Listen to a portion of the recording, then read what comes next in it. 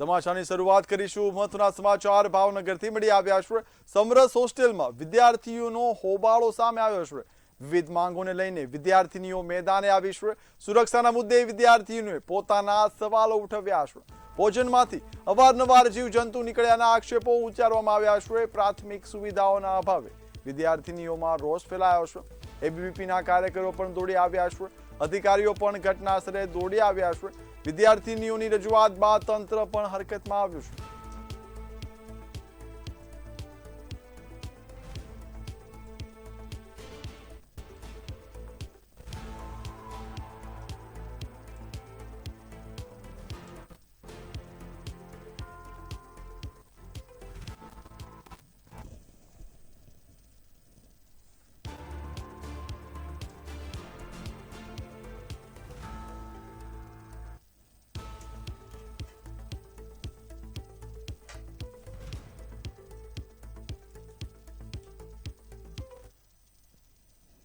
Target કરવામાં આવે છે અધિકારી દ્વારા અને અમને ચોખ્ખી દેવી ધમકી આપવામાં આવે છે કે તમારા વાલીને હાજર કરો, નહીં તો તમે 7 દિવસમાં તમારું એડમિશન કેન્સલ કરવામાં આવશે। અમારી માંગ ઈ છે પહેલા તો કે આ બધા જે નવા ઘરના નિયમો નીકાળે છે ને ઈ નિયમો નીકાળો અને જમવાનું સારું હોવું જોઈએ। પ્લસ પર્સનલી ટાર્ગેટ કરવામાં આવે છે। અમને પર્સનલ સુકામને ટાર્ગેટ કરવામાં આવે છે। અમે લોકો અમારા મેરિટ પર આવેલા છીએ, એવું તો નથી કે ઈ લોકો અમને દયા ખાઈને અહીંયા રાખેલા છે। અને અમારા વાલી દ્વારા વાલીને ગમે તેવું બોલવામાં આવે છે। વાલીને ગમે તેવું કોણ બોલી દે?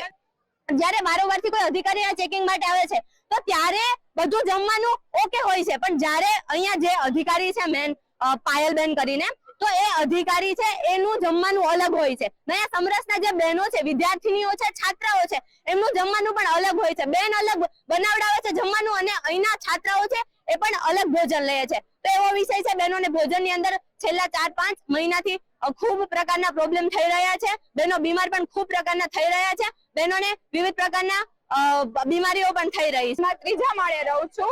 મારે પાણી ભરવા માટે છે 8મા માળ સુધી જવું પડે છે। 1 થી 8 માળ સુધી કઈ પાણી નથી આવતું અને એક બોટલ ભરાતા કલાક થાય છે અમારે। અને એ પાણી પણ એવું લીલ વાળું હોય છે કે એ પાણી પીવાથી મારે ખુદની ફ્રેન્ડ છે, કાલે એ અલમ પર રહે છે, અત્યારે કાલે રિપોર્ટ કરાવીને આવી। 6 મહિનાથી એને ટાઇફોઇડ થયો છે। ડોક્ટરે એનું કારણ હોસ્ટેલનું પાણી કીધું છે ને એમ કીધું છે કે પાણી તમને હોસ્ટેલનું નડે છે, છતાં પણ ભણવા ખાતર એને અહીંયા રહેવું પડે છે। અમને અહીંયા સગવડતા નથી મળતી એટલી સારી, તો અમારે ભણવા માટે શું અમારે ખુદને સ્વાસ્થ્ય ઉપર પ્રશ્ન ઉઠાવવા છતાં પણ અમને પ્રશ્ન હતો। અમે ગાંધીનગર રજૂઆત કરી હતી તો અમને પર્સનલી માફી પત્ર લખાયું અહીંથી કે તમને જે રજૂઆત છે એ સમૂહમાં છે કે સમૂહમાં જમવાનું ખરાબ આવે જ તો આ બગદાણા છે, આ સાળંગપુર છે, ન્યા કેમ ન્યા પણ સમૂહમાં જોઈએ છે જમવાનું, તો ન્યા કેમ સારું આવે છે? તો ઢોકળા જમવામાં હતા તો મને ભાઈવા નહીં, તો હું નાખવા જતી હતી, બરોબર? તો નાખવા મને દીધા નહીં કે સારા છે તમે ખાઓ। હું રડવા માંડી, મને મારે નથી ખાવા, તો પણ પર અને ખવડાવ્યા મને। છેલ્લે અમારી સિગરેટ નીકળી તો શું અમે સિગરેટ વાળું ખાઈએ? તો હવે તું ધ્યાન રાખશું, બાકી આગળ કાઈ થયું નથી। પછી ઘણું નીકળે છે, મકોડા કેરી બધું નીકળે છે। હોસ્ટેલની બહાર સુરક્ષાનો કાઈ છે જ નહીં। ત્યાં માણસો અમુક ભાઈઓ હોય છે એ કપડા કાઢીને ઉભા હોય છે અને અમને હેરાન કરતા હોય છે। અહીંયા 2 કેબિનો બનાવી છે, ત્યાંથી અમને કેવી રીતે જોતા હોય છે, અમને હેરાન કરે છે બધે। તો અહીંયા અમે ફરિયાદ કરે તો અમને એમ કે અમારી અંડરમાં નથી આવતું, તમારે કોને કહેવાનું? ત્યાં સીસીટીવી મુકાવો ભાઈ। આમની વિદ્યાર્થીની રજૂઆત છે કે ભોજન બરાબર નથી મળતું, એ બાબતે એમની રજૂઆત જે સાંભળવામાં આવી છે એ તમામનો કાલ વ્યવસ્થિત નિકાલ કરવામાં આવશે। જેમને જેટલી રજૂઆતો મળી છે એ બધી જ વસ્તુનો નિકાલ કરવામાં આવશે।